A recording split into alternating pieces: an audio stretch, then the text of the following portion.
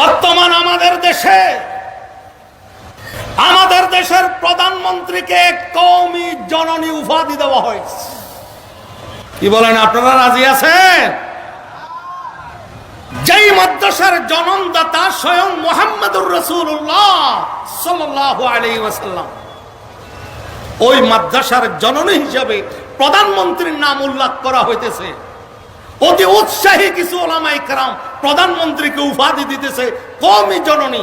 আমি সুস্পষ্ট ভাষায় বলে দিতে পারি, সুস্পষ্ট ভাষায় বলতে চাই, প্রধানমন্ত্রী সবকিছু হইতে পারে, কওমি জননী হইতে পারে না।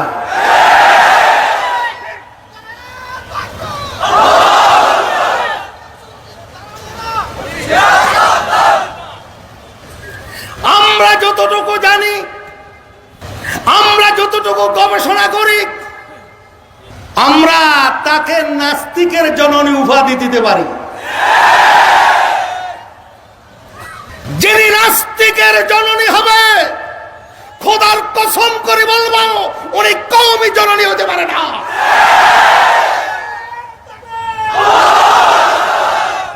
আল্লাহ পাক আমার ভাইদেরকে, আমার বন্ধুদেরকে আল্লাহ পাক সহি বুঝদান করেন। সকলে বলুন আমিন।